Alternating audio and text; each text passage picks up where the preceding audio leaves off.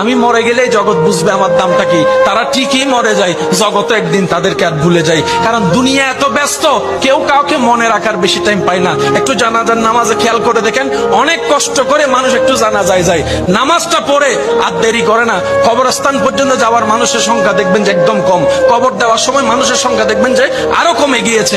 মানুষের ব্যস্ততা এমন, আজকে যেরকম আপনার আমার অন্য কারোর জন্য টাইম নাই, একদিন ওদের হবে আমাদের জন্য কারো টাইম থাকবে না। সেজন্য মনে রাখবেন, পৃথিবীর যতই আপন হোক, যতই কাছের হোক, যতই রক্তের হোক, যতই ভালোবাসার হোক, কেউ কারো আপন না, কেউ কারো আপন না। দিন শেষে বাস্তবতা মেনে নেওয়াটাই বুদ্ধিমানের কাজ। কথা বলেন ঠিক কিনা? সময় আসলে আপনরাও চোখ উল্টাইতে 2 মিনিট করে না। এমনও বাস্তবতা দেখা যায়, যাকে এক সময় আপনি খাওয়াইছেন সেই আপনার পাত থেকে ভাতের পাত কিনে নিয়ে যাবে। যাকে আপনি হাসির ব্যবস্থা করে দিয়েছেন, থাকার ব্যবস্থা করে দিয়েছেন, সেই একদিন দেখবেন আপনার জায়গা দখল করার জন্য পাইতারা প্ল্যানিং করতে থাকবে, পাইতারা প্ল্যানিং করতে থাকবে।